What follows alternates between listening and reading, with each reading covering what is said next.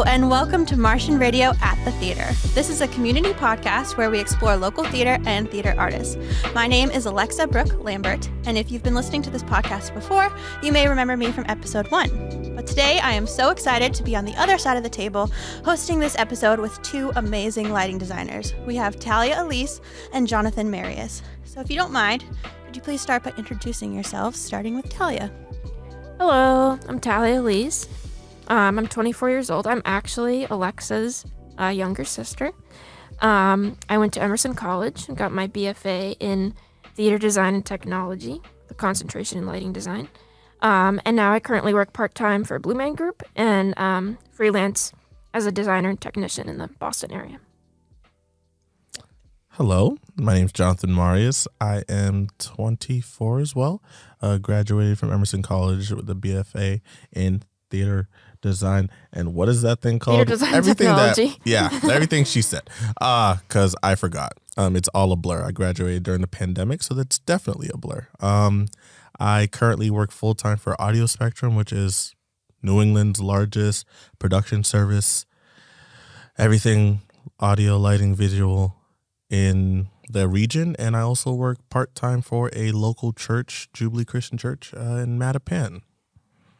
Awesome. Okay. So how did you both come to your respective professions? Like, what drew you to it, and then how did you know it was the right fit for you?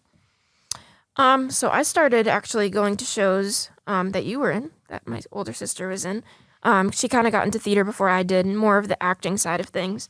And so I would go see the shows that she was in and just like fell in love with the magic of live theater and live performance and kind of that feeling you get before a show starts when the lights go down. And then when my family had moved to Boston, we also started seeing shows in the Boston area, like professional shows, and seeing that level, that caliber of shows was really amazing to see. So then when I got to middle school, which was the age that I could start doing theater, I auditioned for a show in like 6th grade just because I thought, oh, maybe it'd be fun to like be in the ensemble. And I didn't get in and was like kind of bummed, but was like, whatever, like maybe I'll try again. And it was my mom actually that was like, maybe you want to try something in tech, like maybe you want to do something behind the scenes. And I was like, yeah, I'll try something. That sounds good. And I ended up doing sound, which was just like putting body mics on actors and like running the board, like turning the mics on and off. And I just absolutely loved it. And just kind of found my place, and I was like, this is what I'm supposed to do. I just loved being behind the scenes. I'm more of a reserved, quiet type, and so I'm not the type that wants to be on the stage in the spotlight. And so it was a way to be part of the magic and part of the process, but be, behind the scenes and not be on the stage.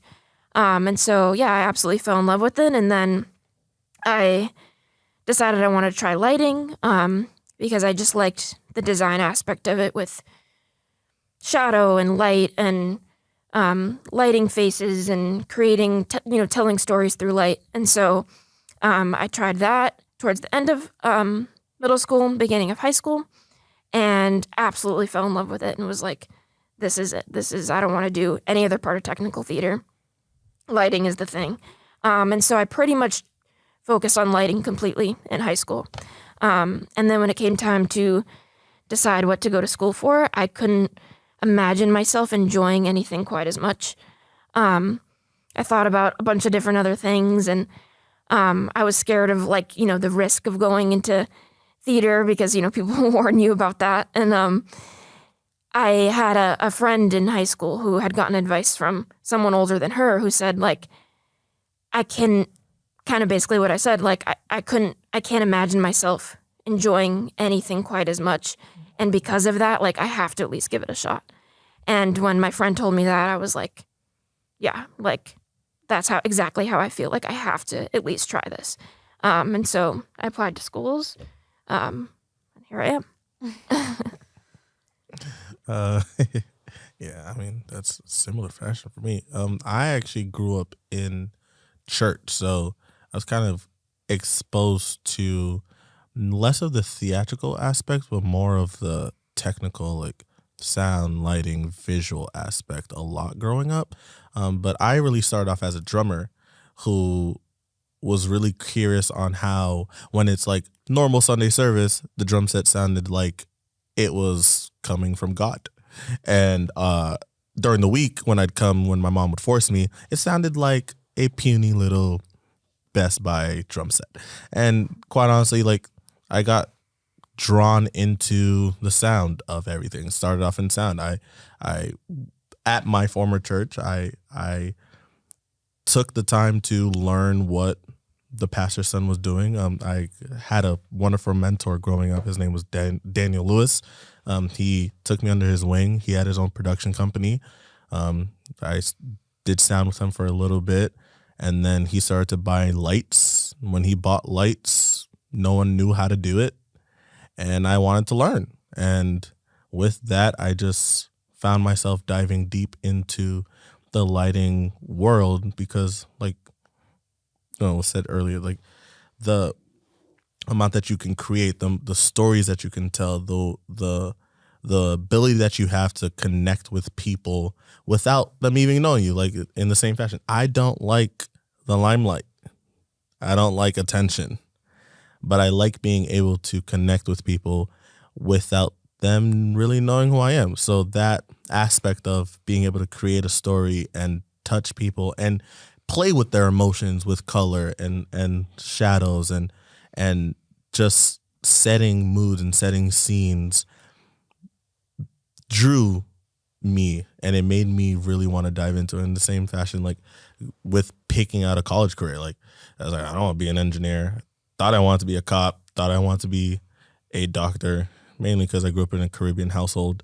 But I was like, I don't find enjoyment or at least longevity in those type of fields. So I was like, let me go for lighting. And I think it was more of like how hungry I was for it that made me go, like, I want to do this. Because I didn't really get the warnings of there's no money in that or there's not a lot of success in that. Like, a lot of the people that I was around didn't know anything of, like, at least the levels that you could get to in this field. So I just went in, blind as a like a rat. I'm just blind. I'm just like, oh, lighting, yay. And then I was just hungry. And now I'm here, and I'm very grateful, and I'm very happy. So, That's so great. And I was going to ask you what role the church played in your technical journey. So was it really just the start of it, or like, do you think you would have found it if it wasn't for the church, or what role has it played? It played a major role because it's a weekly thing, and sometimes they'd have special events. So I had to mess around with technology, at least in the sound visual aspect of it. Computers too. Excuse me. I had to be in touch with technology and lighting and sound consistently.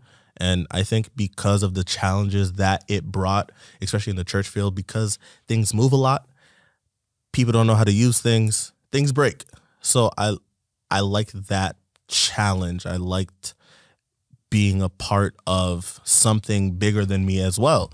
Because I remember when I first started with church production and church lighting, a lot of the times when I was behind the board, I really thought about how someone sitting in the room would feel if I did this compared to if I did that.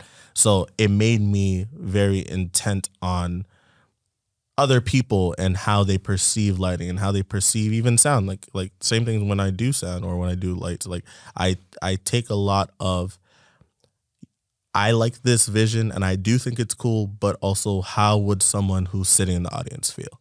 So that molded me to be able to be in the live entertainment aspect of it, because like this is just a bigger scale. Granted, the church I get to work for is pretty big, but like the live entertainment aspect of it is a bigger scale. The theatrical aspect is a bigger scale because you are touching more people. You are taking things that are sometimes already set in stone and recreating it and making it your own. But it's just like all of that stuff like helped, especially the church aspect of it, helped me be more intentional on design choices, on decisions that I make, if I do that, if I don't. So it played a lot, because also one thing that people don't really realize, church is pretty cutthroat. So it's like in theater or in live entertainment, yes, you'll meet clients or you'll meet people that are cruel, but it's like church is cutthroat. So if you mess up, you messed up. Other places, like, they'll be like, oh, that's fine. No one really noticed. It's like, you messed up. So it's like you really have to be intentional, and that I felt like molded me a lot, and the amount that they trusted me with stuff too, like the church I went to, like the church that I go to and work for, like the amount that they trusted me, and the faith that they put in that I would actually bring their vision to life, kind of like push me to want to be more in this field, because like I just want to help people bring their visions to life, bring their stories to life. So it played a pretty big role. And then I noticed on your website it says you talk about creating divine spaces in church settings. Can you tell us a little bit about what that means in terms of design?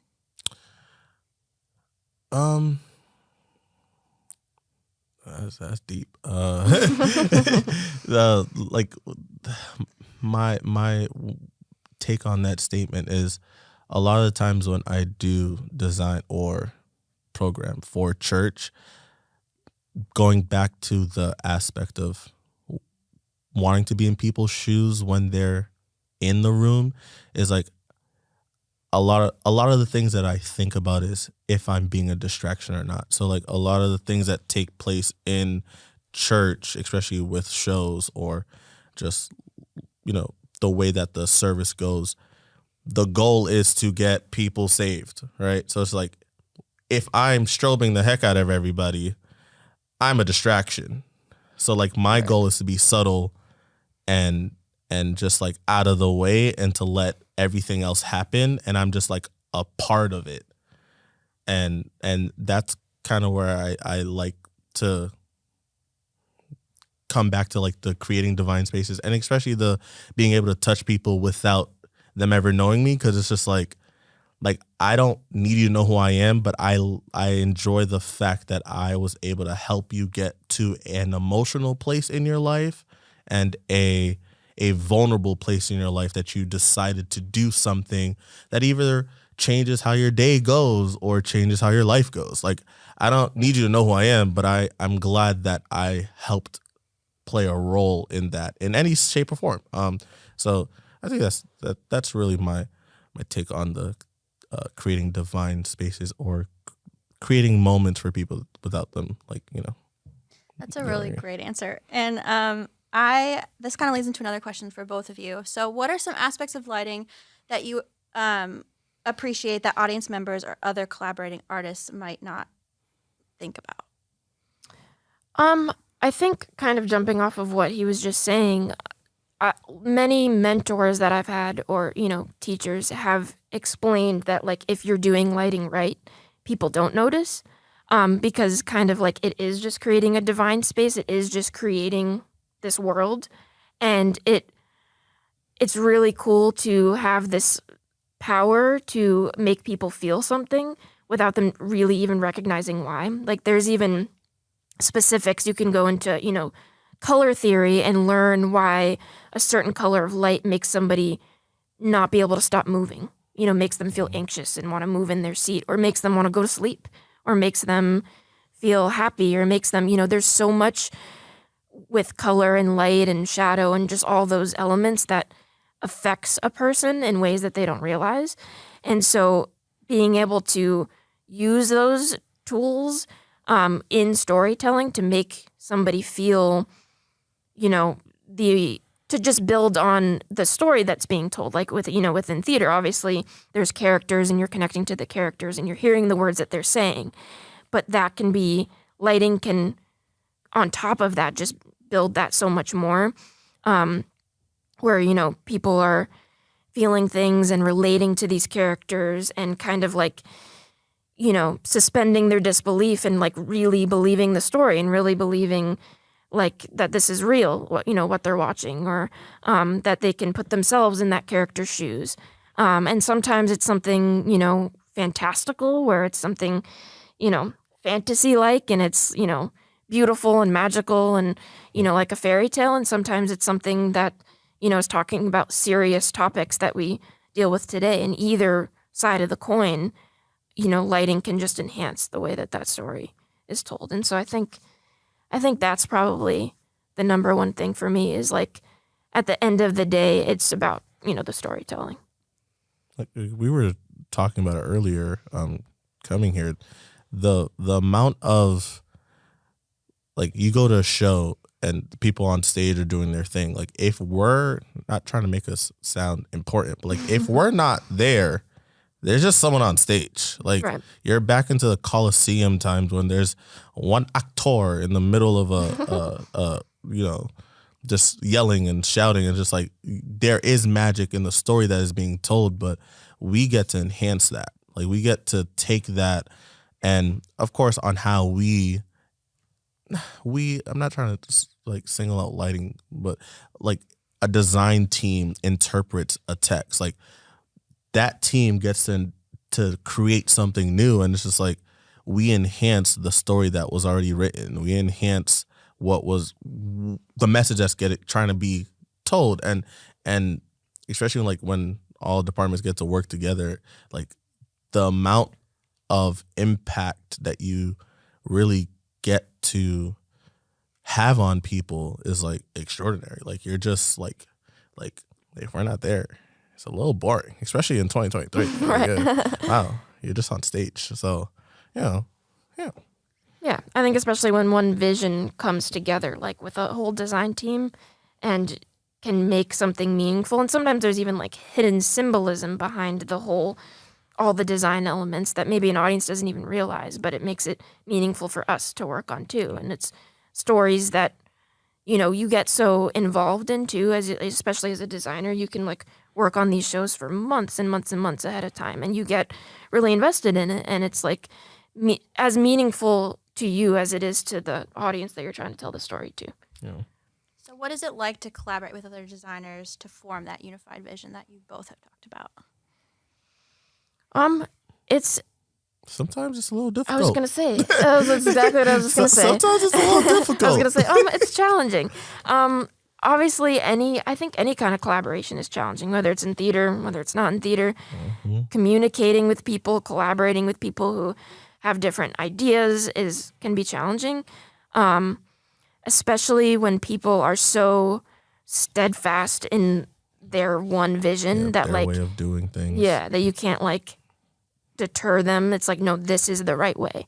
And I think the teams that work best are the people who are open-minded and the people who genuinely want to collaborate, because they understand how that part of the process, how when you collaborate the right way, you can make something like you said, greater than you, greater than you could ever be yourself.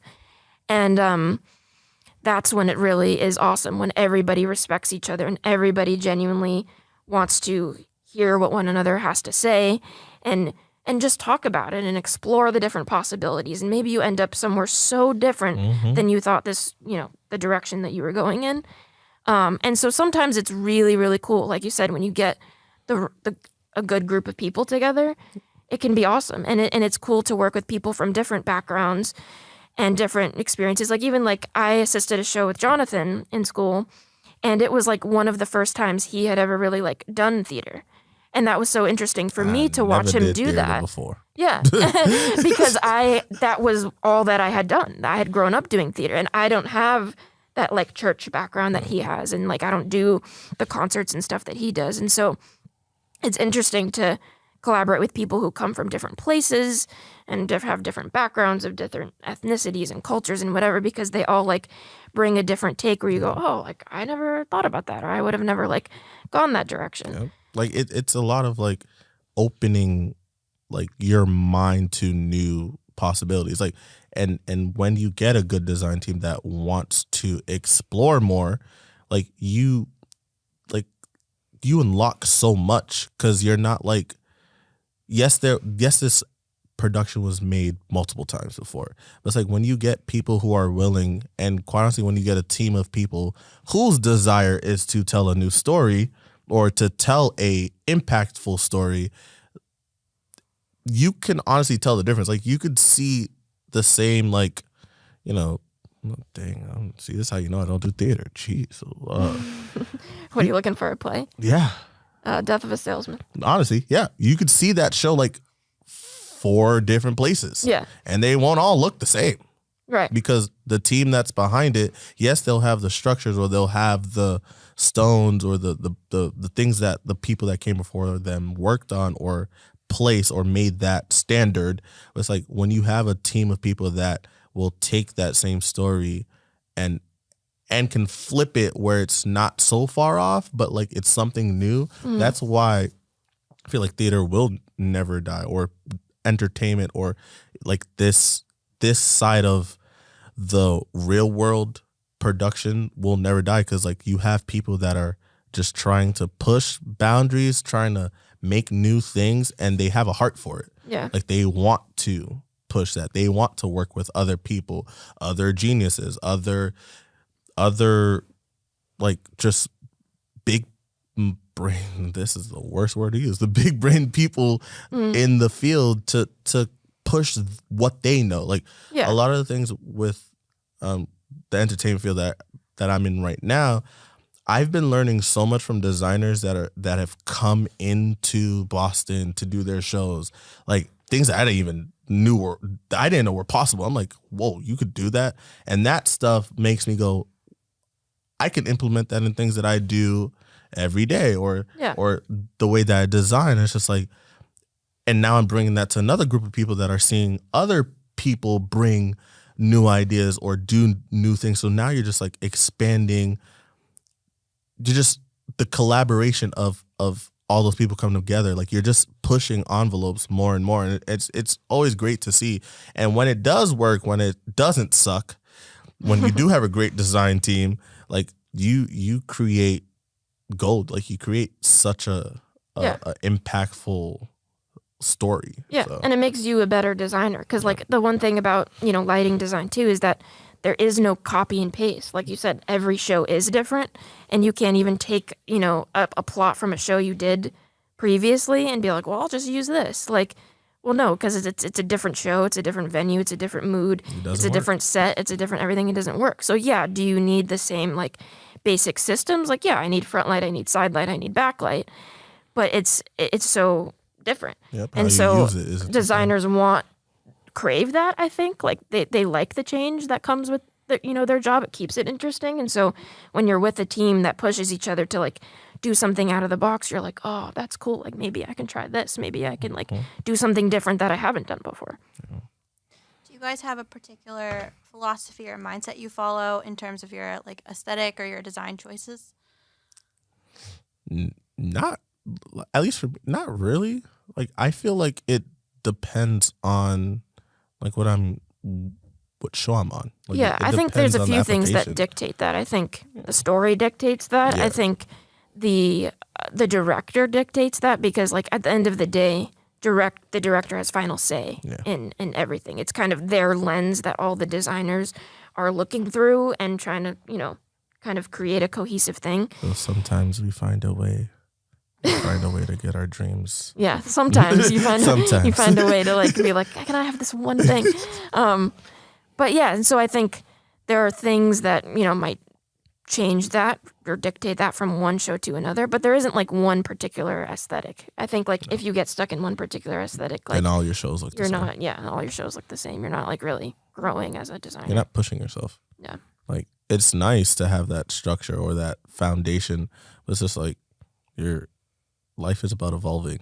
Like stories are about evolving. So it's just like you gotta evolve. Right. So. Are there any lighting designers who have really influenced you, either in the way you make design choices now or in how you got to where you are? My Instagram, the disproportion of who I follow and who follows me will show you how many how many lighting people influence me. Like a lot of them, what's his name? Scott's friend who sadly passed away. Binkley. Yeah. Like finding out that he was the lighting designer for Hamilton, I was like, oh, crap. And then like looking at the amount of stuff that he's done, it's like the thing is, when I first started, I didn't know no one's names. I just knew certain things, and I knew like certain plays, and I knew certain like productions that were done. I didn't know anybody's name, and it's just like these people like him like shaped the.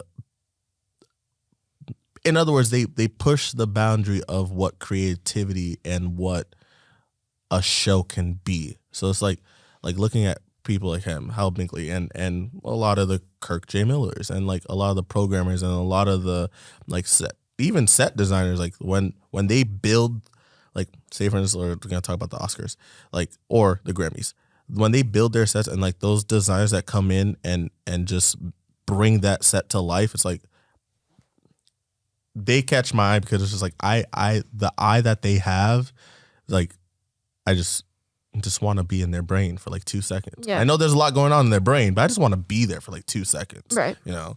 So yeah, Hal Binkley's one for me too. Also Jennifer Tipton, who's done a million things, but most recently I saw To Kill a Mockingbird, and she's like really created a whole new way of doing lighting design, because her whole thing is about angles and like using all these funky angles that like most people don't think to do.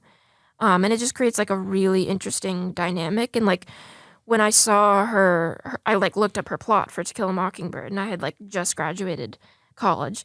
And so I felt like I was like a ways away from like that kind of level of production. And I looked at it, and it was mostly like conventional fixtures, like nothing crazy, not LEDs, not movers, not like, obviously she had some of that, but it was like conventional lights with gel in them, like old school. And I was like, oh, I could do that. Like I know how to design stuff like that. And it just like looking at her color choices and her angle choices, like everything is so thought out and specific. I think that's what I strive to be, of like, oh wow, like I want every detail to be like really thought through like that. Yeah. Is there, since you just brought up LEDs and regular lights, is there a debate in the industry about whether or not to use LED versus traditional lights? Or are there any big shifts in like modern contemporary lighting or design that's different from like historical ways of doing it? Do you use both? Is there something you prefer? I feel like we're going in the place of everyone wants things to be easier, and manufacturers that make LED lights are rivaling conventional fixtures. Like ETC Chavez, like they are Martin, like they're making things to honestly eliminate conventional fixtures, but there's nothing better than a classic bulb. Yep. Like that's exactly what I was going to say. Nothing like the color, like they can try to match the color temperature of a classic bulb as much as they can. Yeah.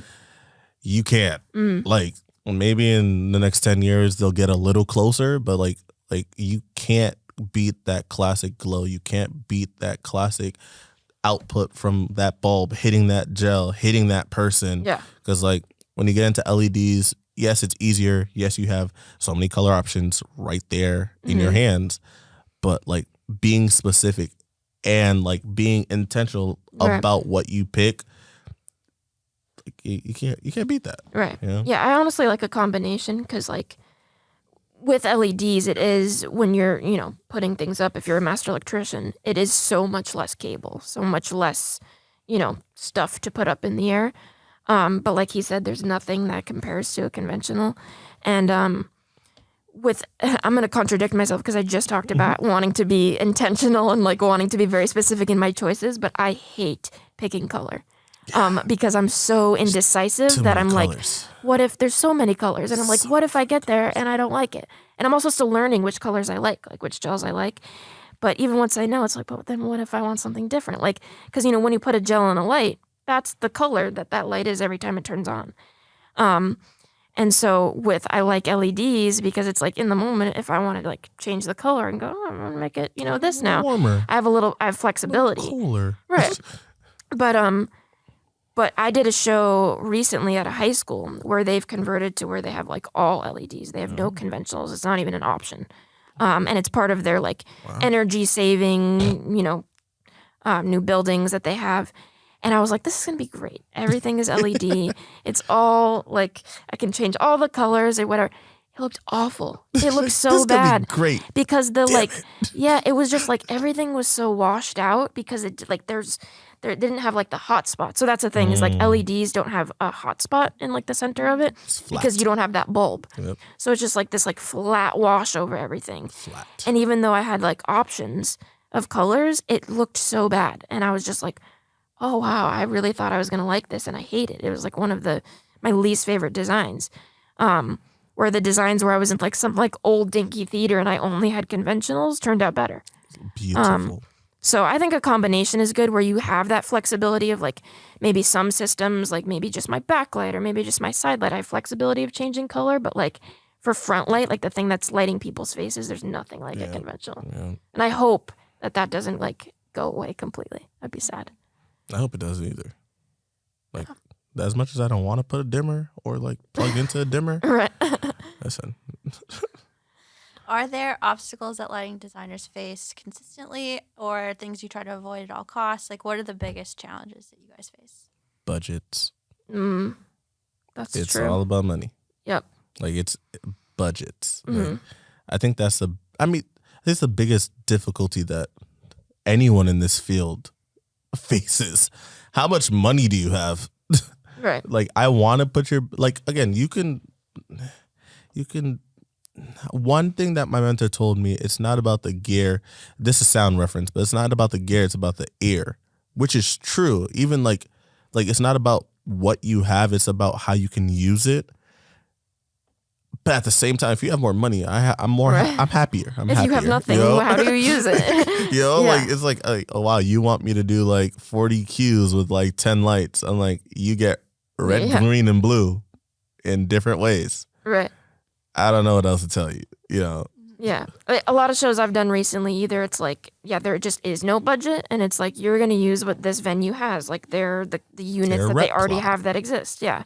They're going to work from the rep plot or you can take it all down and rehang it, but this is what you have to work with. No one ever does that. And you got to, I do that. No, you take it down? Sometimes. Oh, you're bold. I'm lazy. I'm like, nope, not doing that. You could keep that right there. Depends on the show. But yeah, so sometimes it's that or sometimes they don't have either the money for you to rent stuff or you can rent stuff, but it's like the amount that stuff costs to rent, it's like You not might as well worth not. it. You might as well not because it's like, what am I going to get 2 lights? You know what I mean? Like, I might as well just get there's a no bunch point. of gel sheets at that point. Exactly. Yeah. So, yeah, I would definitely say budget is a tricky one. Other than that, I would say just like for people outside of the industry, I was talking to someone about this earlier, like they don't get how much work goes into it because I think you look at it from the outside looking in and you go, oh, it's like pretty colors and lights. But like there is so much, creating a light plot and stuff. There's so much planning that goes into it. Such a great point. Yeah, that it's like I think that's probably a misconception, Like, and it's an ongoing challenge. Even just to get a director to understand, because they have their lane and they like want certain things to happen, and it's like sometimes hard to explain. Like that can't happen because, I've been working in a lot of venues lately that are tiny, and they're like, can we have this and can we have hanging bulbs and can we have? And I'm like, I have 40 circuits Yep. to work with. That means like 40 lights. And if I like two for some, like maybe 50 lights, but like I can't do all of these things that you want to happen. And so it's like managing expectations, I guess, is a big one. That's a great point because like a lot of times you do walk into spaces and people just think that you walked in and the end result took you 5 minutes to create. It's like, no, I've spent sleepless nights planning, getting here, actually designing it, and you just think it took me 20 seconds. Like, no, Yeah. I'm hurting mentally. Yeah. It hurts to be here right now, okay? But I'm still here because like I'm passionate about it. But like that's a great point. Like people really think that not only just lighting, just like the whole production aspect from even video editing or editing podcasts like this. They think it just snip, paste together, it's done. Yeah. Someone's sitting there for hours Yeah. to get you this result. Yeah. So like a lot of it, the underappreciation of how much work it takes, like is a difficulty. Yeah. I think another like challenge for me personally is time. Like not only the amount of time that I put in, but the amount of time that I don't have. Yeah. I do everything slowly. I'm just operate slowly, move slowly, overthink everything, like want to take my time, want to be diligent. And there isn't that time, particularly in theater. It's like it goes up, you tech it really quick, you put, strike it, like that's it. And even though there's like a tech week, it's like there's so much that goes into that, and there's so many departments that need time within that week.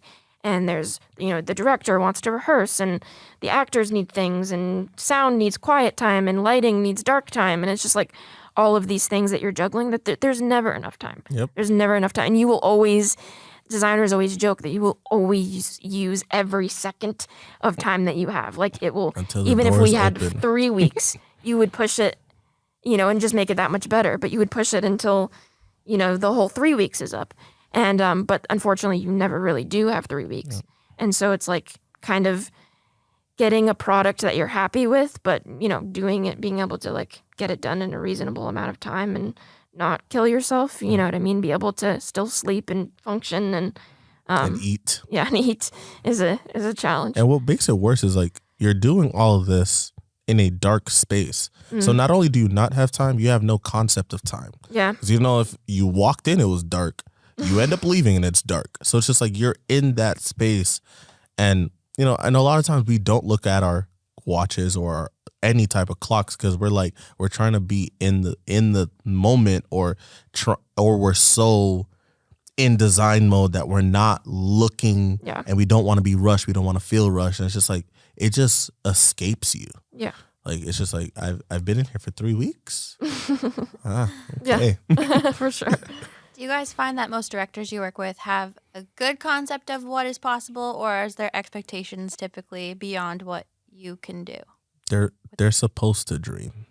Mm-hmm. Like directors, like their job is to dream.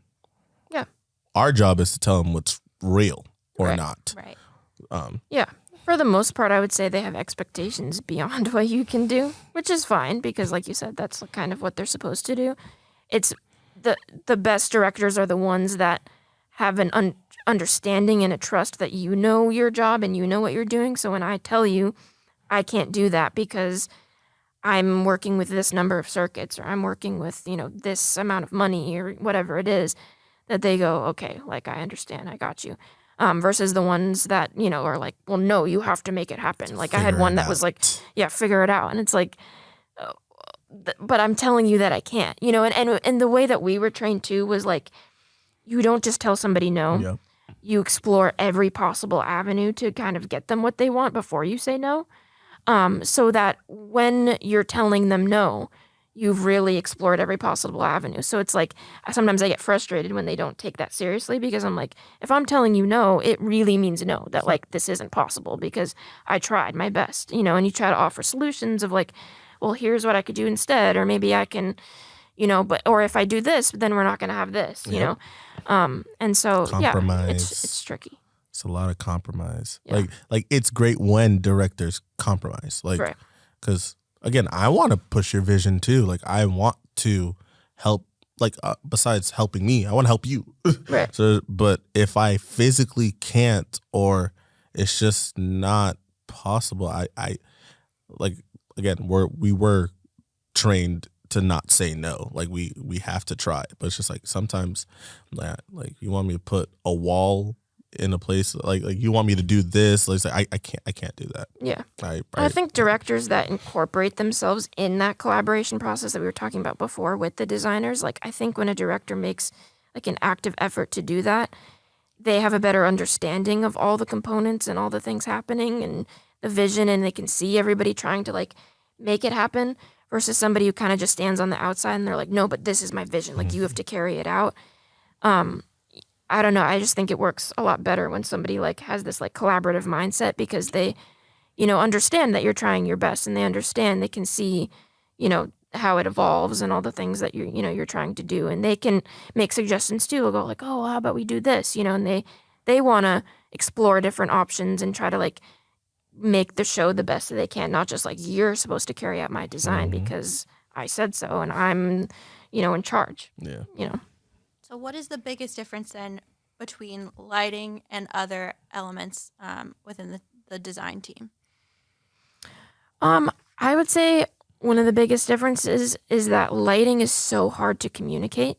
So, to a director, a scenic designer can show literally like on, a computer screen, this is what the set will look like. And then they can, make a 3D model and literally show you physically. And they can even like have little people and little furniture and be like, this is a small version of what this is going to look like on stage.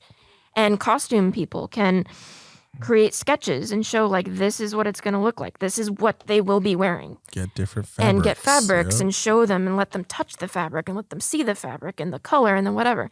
Sound and ours designers is can very play- abstract. Yeah. Like our thing, lighting doesn't happen until you're in the space. And so I can show you like pictures of like, oh, this is what I want it to feel like the mood or like the feel that I'm going for, the aesthetic or the color palette or whatever, but I cannot show you physically what it's going to look like until we're in the on that space. specific set, on those clothes, Right. on those actors. Right. Like it's a lot of it is trust me, Yeah. And that's the thing. A lot of lighting is trust me. Like I've been trained enough, I've been experienced enough to take your vision and especially the vision that everyone's brought to the table and amplify it. It's like trust me a little because we can print as many pretty colors as we want to and do that, but it's like until we're there, like it's like.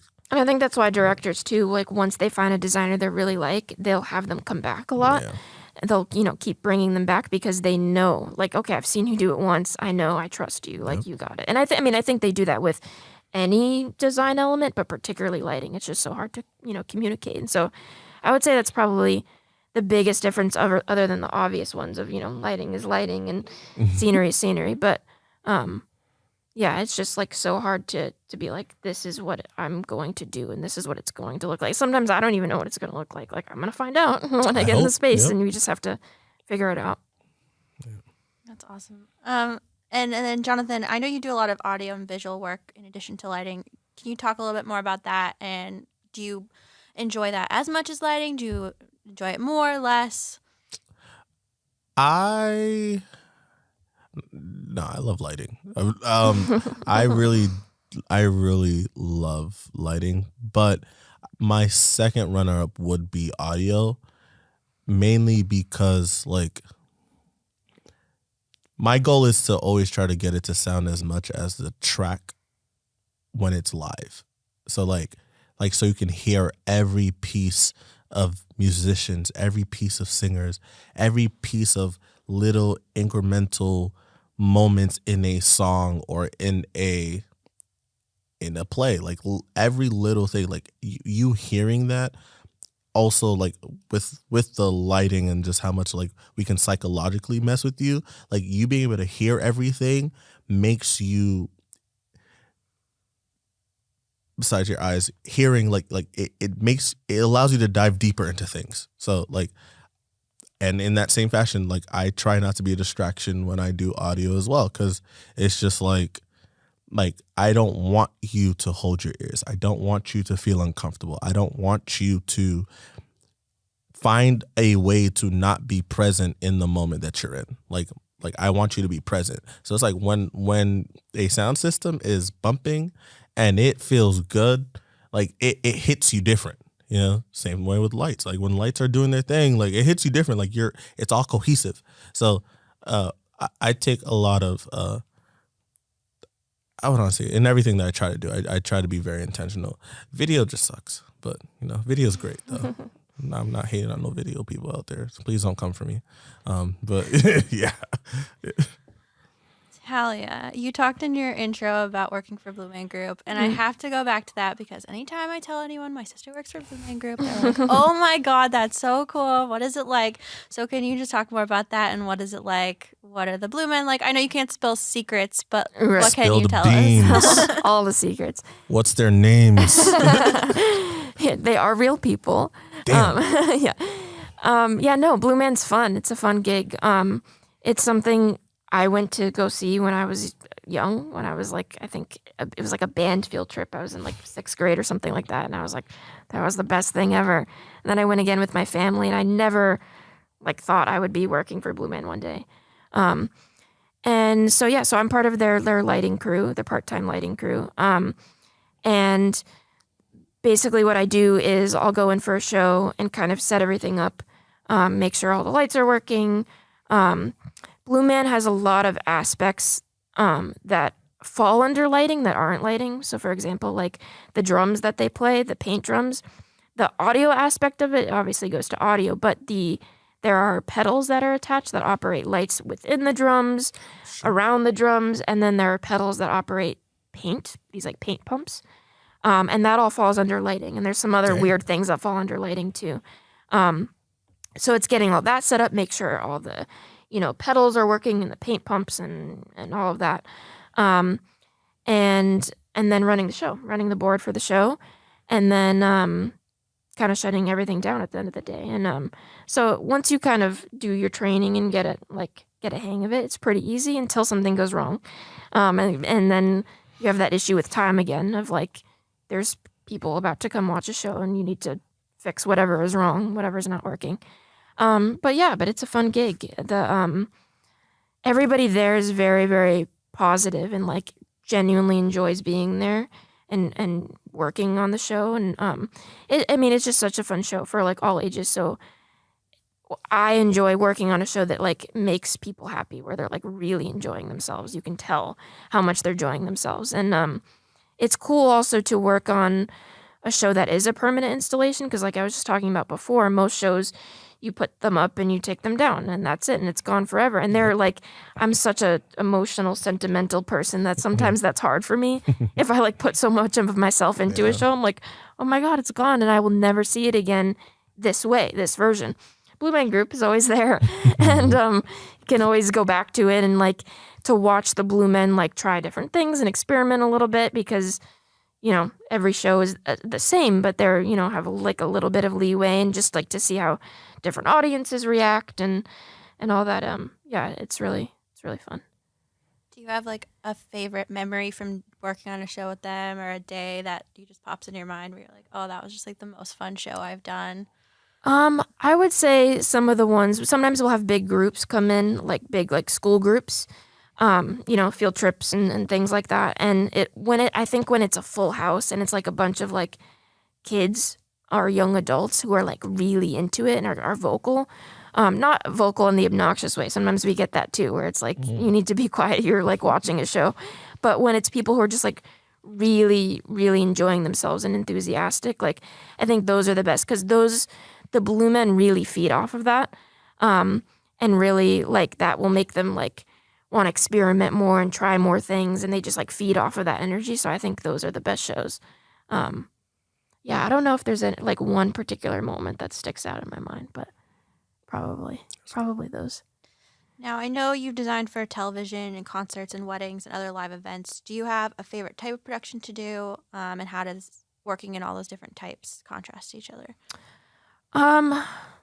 That's tough. I would say I enjoy theater the most, because that's like my first love, was theater. And I like telling meaningful stories. Like I really like plays and musicals and all that. And there's just so much you can do, within a 2-hour play.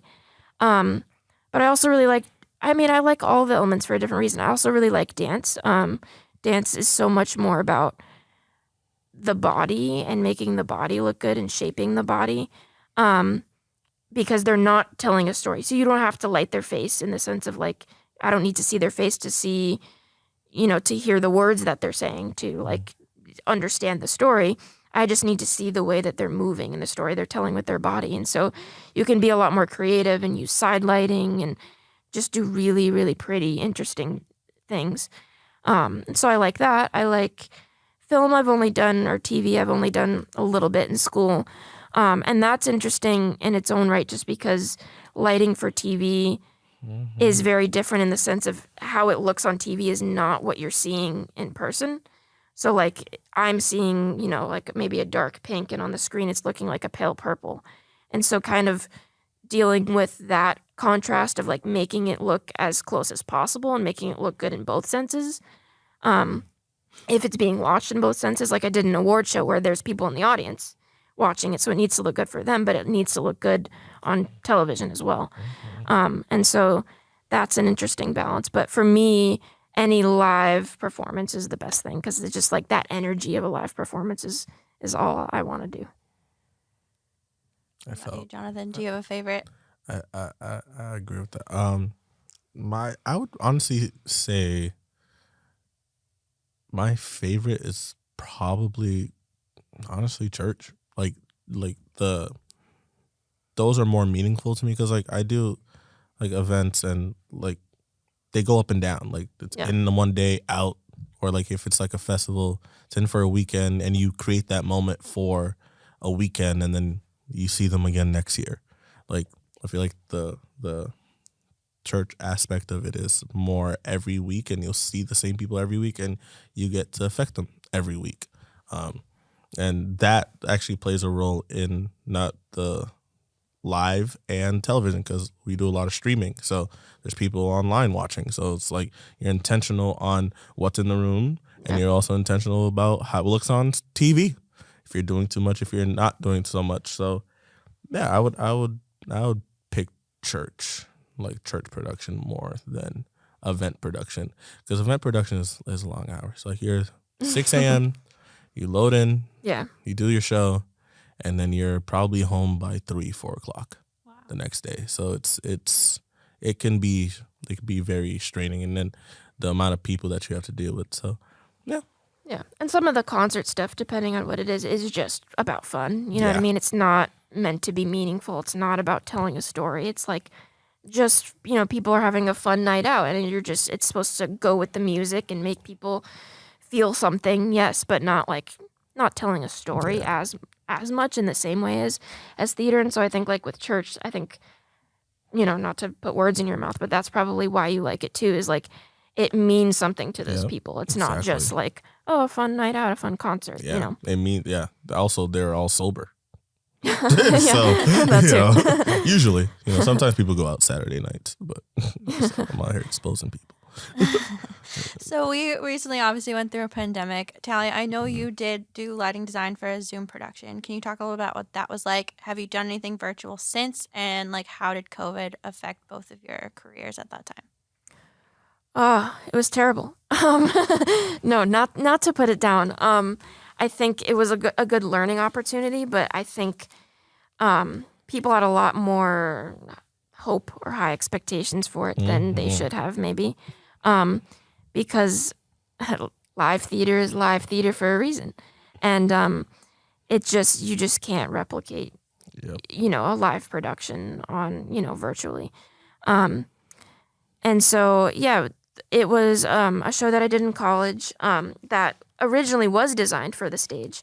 And it was completely designed and done. And then they decided we can't do that, that they needed to use the stages for classroom spaces. And that they couldn't risk, people being that, in close contact. And so they transitioned it to a virtual production. And this was at Emerson. And what they did was they had each individual student in their own little classroom. It was either a classroom or like a little office or, whatever it was, and completely isolated. And so they could take their mask off because it was just them in the room. And if somebody needed to go in that room once they took the mask off, they had to get in the full gear and, whatever to fix their microphone or whatever it was. And so everybody was in their own room and it was, it's hard to do lighting that way because it's not set up for that. So we just got these little DJ kind of lights that were kind of hooked into the ceiling. You pop out the ceiling tiles and kind of hook them in. And, so it was each person only had 3-4 lights, a side light on each side, a front light, a back light. So it was very little to work with. And then what they did was they kind of combined each person's box on screen so that the people who were, acting in the scene were all on the screen at the same time and they could pop them in and out and all that. So it was interesting. It was weird to be programming and, the stage management a professor's office, because that's like all our stuff was moved to like, be isolated in different places. But it was very limiting, just because it was hard. There wasn't much to work with. But at the same, so for me, that was supposed to be my senior year. And I had yet to do a show in a theater, like fully produced. I had designed one my junior year, and right when it was supposed to load in is when we all got sent home for COVID. And so that didn't end up going up. And then my senior year, like I said, I designed the one fully for, to go up in the theater. And then they're like, it's going to be virtual. So when that was my senior year, and I carried that out because I had already, gone that far in the process. And but then I was like, I can't graduate without fully, designing a show in a theater. Like, that's what I came here for, was that, experience. And while I know how to do the designing up to that point, I know how to make a plot, I need to like get the experience of actually putting up a show and queuing and all that. So I ended up deferring a year, and I did a semester online, and then I deferred a semester or two, and then I went back a year later and did a show in a theater. And once Emerson was back to doing that, so yeah, I'm actually kind of glad that it worked out that way. I mean, it was tough going to school in the pandemic, and it ended up everyone in my class graduated before me. Just like the way everything played out was very unfortunate. But I'm still grateful for the way it turned out, because I'm glad I got the virtual experience, and then I ended up getting the experience in the real theater as well. So, and they were both great. I saw both of them. and I give kudos, because like my graduating year was during the pandemic. Yeah. So like I got to do like my designs, and like literally like right before the pandemic, my show was the last one to be like I was like, thank God. And I give so much kudos to everyone that did that virtual thing, because I can't I could wrap my mind around it, but I would be annoyed because it's just like you have to, the intentionality that you have to have and the planning. It's just like, you guys kicked ass. Like that's hard, especially not knowing what's next, especially not knowing, all the stuff that's going on. It's like just persevering and doing that, like watching that from afar. Thank God I already graduated. Watching it from afar, I was like, nah, like you guys got that. Cause thanks. Ooh, it was definitely a learning curve, even for the professors. Like, they didn't know what they were doing. This was a whole new medium that had never been done before, and they were just like trying to do their best to keep, I think, like the department afloat and keep people, in the program and keep theater happening. And so it was very cool what they did, but it worked, and it didn't, in some ways. So I feel it also just seemed like a nice learning experience too. Like, granted, I hope no one ever has to do that again, but that's a nice learning experience. Like, you did it. Yeah. Okay. Cool. Never do that. never again. We're never gonna go back there. But yeah, I mean, like during the pandemic, I was fortunate enough to have the church. Like, church had to still happen. So like, we were in the building, but we got to basically create for like live stream. We created for an audience that's at home, because like a lot of the narrative was like, there's a lot of despair and whatever in the world right now. It's like, how can we like not be a part of that? Like, how can we continue to motivate and help people? And I was fortunate enough to be a part of a church that was technologically advanced before the pandemic happened. So we were already streaming and we were already doing stuff, and like we just amplified it during the pandemic. So I was pretty busy, which was, again, I'm very fortunate and grateful for. But like, looking at all my friends, I'm just like, y'all bored? Y'all want to come over here? But then again, it was like the pandemic. I was like, as long as you're not sick, you're good, right? Go take a test. So but that time was just, it's a blur, but it's not a blur. Yeah. 'Cause it's just like, it's still prevalent. It's still like it's still there. It's in my mind, but it's just like, I didn't think I'd ever experience something like that. I didn't think I'd ever go through something like that, especially like with our field. It's like everything stopped. Right. Everything shut down. Like everyone. Yeah. Just like, damn. And a lot of people, we were just talking about this in the car earlier, like a lot of people left the industry because they needed to find other avenues to make money. You know, they had to. There was no theater. Everything shut down. And nothing. so they ended up doing that. And then I think when theater came back, it came back very slowly and people had other ways that they were making money. And it was like, oh, maybe I'm going to stick with this. Like I kind of found something else and I can work from home and I can make more than I was making doing all this work. And so it's still, I think the industry is still suffering, even though theater is back. It's still very different than it was before. Yes, it is. I mean, I feel like not everything. There's some things that are still the same, but a lot of things, like if you haven't changed personally in your own life, like after that, yeah, like you,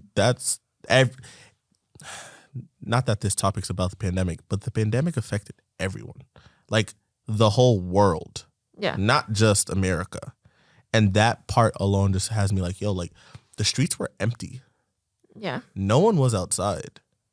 Like, how do you not change in some force, like in some shape or form? Right. Like even the littlest change. Yeah. You know? And I think it makes you more grateful too for like when it did come back to be like, people were like, oh my God, outside. Theater again. Like I can do what I love again, you know, because even though like I totally commend Emerson for like still being able to put on theater because so many places couldn't. It was like, we have to be done.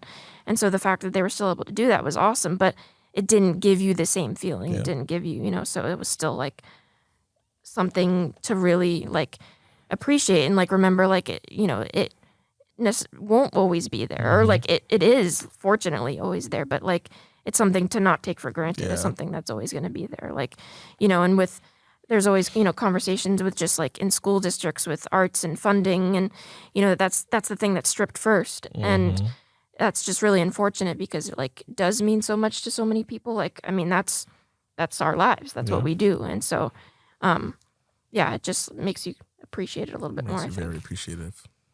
What is your favorite show that you've ever designed? Whether it's just because you had the most fun or is the most meaningful? Wow. I'm gonna say it's tough because I like each thing for different reasons. I'm gonna say when I did, so this would be my second senior year, I guess you want to call it, when I actually got to design in a theater. It was Into the Woods, and it was in the Cutler Majestic Theater in Boston. And just designing in that theater, a theater that historical, with, you know, the number of shows that have gone through there and just like, it's such a beautiful theater. Having that opportunity, like I remember interviewing at Emerson and like seeing a poster on the wall. And I think like Scott, our mentor and our lighting professor, I think he like pointed to it and said like, you could design in here one day. And I was like, yeah, right. Like that's crazy. Like even just like thinking about that like blew my mind.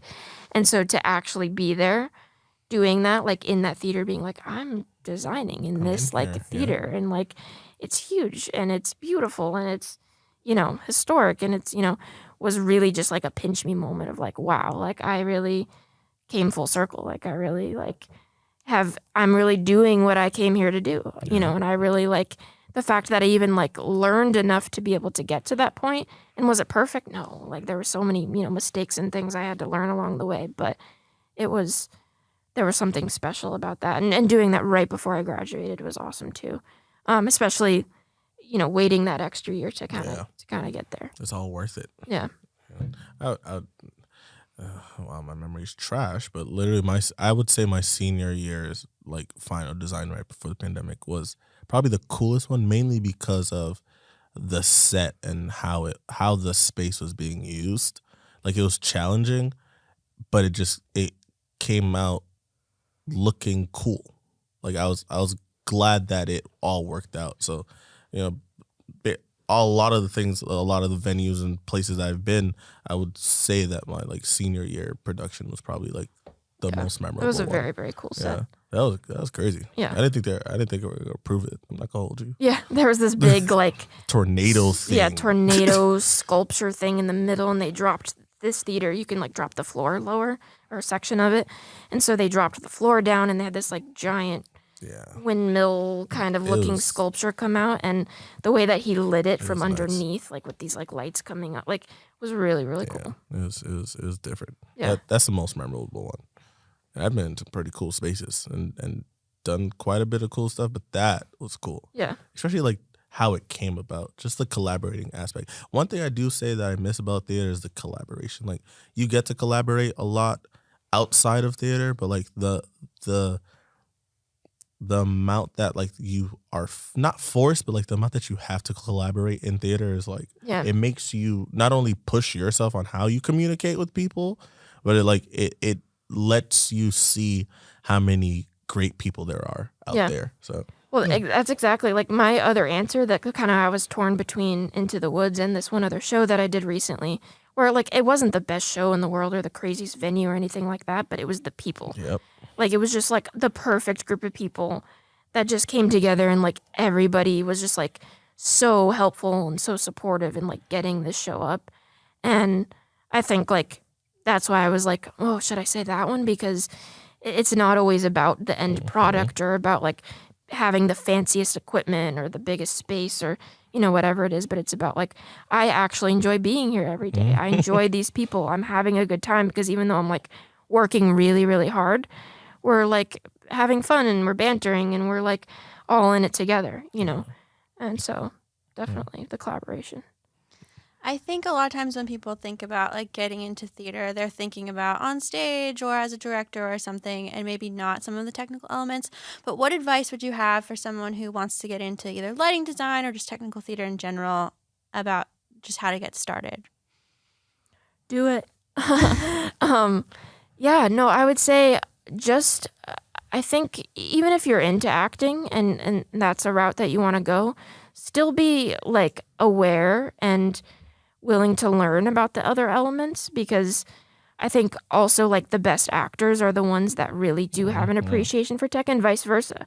And I found that for the first time at Emerson, because like in high school there was such a division between like these are the tech people and these are the actors, and there was like almost kind of like I'm better than you. Yeah, like competition between the two. And at Emerson, I remember doing a show my freshman year, and some of the actors would come up like to the our board, the tech tables, and would go like, I have no idea what you're doing, but like I totally respect it. Like you're doing a great job. And we'd be like, I have no idea what you're doing. Like I can't act for my life, you know?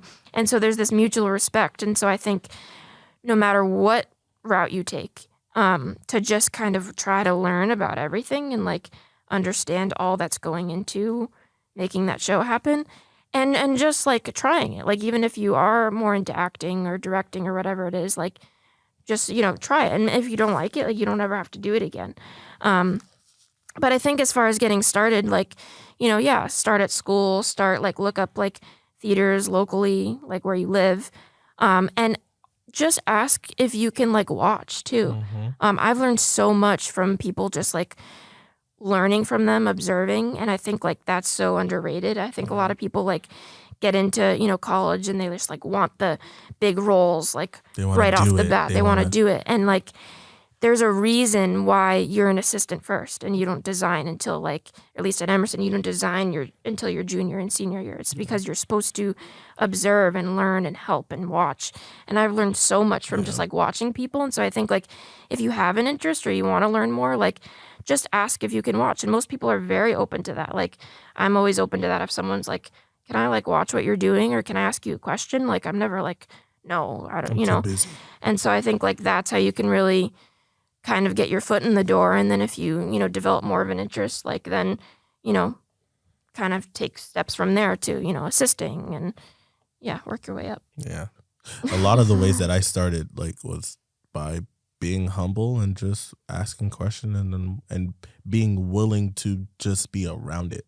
Yeah. Like a lot of the times in this field, like, yeah, you might think you know everything. You might this and that, but like a lot of the times you'll get further by like just being willing. Yeah. Like a lot of it is about being willing. And if you're willing, people will see that and they'll let you in. Yeah. They will literally like you said let before, you. Like when you started in the church, like nobody knew how to do it. So you were like, I will try. Yeah. I want to learn. Like it's like the willing aspect of it, because this side of theater, this side of production is hard. Like it's very like you strain yourself a lot, and it's like if you're not willing and if you're not like passionate about it, like it will drain you.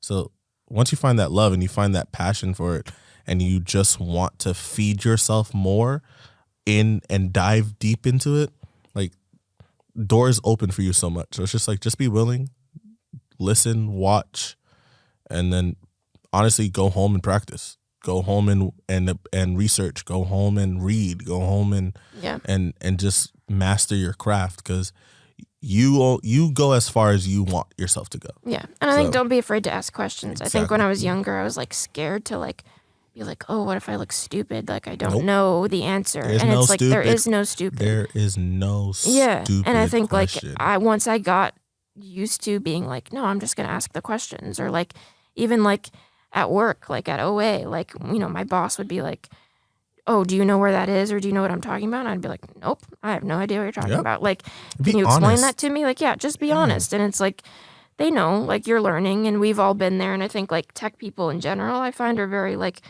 opening and accepting and more just like chill, and, you know, and we want to help one another, and we want to like, yeah. Like we were all at that point where we'd like coming to places of growing in this industry, like no one knew everything starting off. Right. So I'm not gonna like look at you because you asked me a question like you should know that. It's like I didn't know that. Right. Like I would love to tell you the answer. I would love to help you out, because you're the next generation. Yeah. You're the next ones that are continuing this on when I'm dead. Mm-hmm. So like why would I deter you from like wanting to be a part of this? Right. So well, before we wrap up, I just want to give you both a chance to shout out kind of what you have going on next. Is there anything coming up in the coming months or coming years that you're working on, or someone you know is working on that you want to shout out? Where can people find you online if they need a lighting designer, if they just want to ask you questions? And we will put your links and stuff along with this podcast so people can find you. My life's hectic. I'm everywhere, really. I do have like my primary job, and I do have, you know, different places that I am a part of, but like I'm everywhere. Like I'm easily accessible on Instagram. I'm easily accessible through text, and I might not respond immediately, but I'm accessible. So I don't really have much that I know is coming up. My life goes day by day, really. Yeah. Right. Yeah, kind of same for me. I don't have any like big projects coming up. I'm always at Blue Man, and then just kind of doing different stuff around the Boston area. Like I'm going to be at Harvard for a good chunk of time soon. You know, programming shows for them and stuff. But yeah, I'm kind of a little bit everywhere too. Mm. And as far as where you can find me, TaliaEliseLighting.com is my website. If you need a designer, hit me up. Period. Well, thank you both so much for being on this episode. It was so great to talk with you and get to talk about lighting for a whole episode. So thank you. Thank you for having us. You've been listening to Martian Radio at the Theater. If you like what you've heard and support what we do, I encourage y'all to share our work. You can find most of it on our website at MartianRadio TheTheatre.space or on our social media at Martian Radio Theater. Oh, here's a wild thought. You can even subscribe to our Patreon. That's patreon.com/Martian Radio Theater. No biggie either way, you do you. Down the road, we will be hosting more live events, including workshops and variety shows, as well as producing a limited film series called The Imposter Syndrome. The sets are pretty much built, the puppet is nearly assembled, and our performers are super excited to enter production. All we need now is a checkered floor and a little bit of luck. Anywho, that's all, folks. Take care now.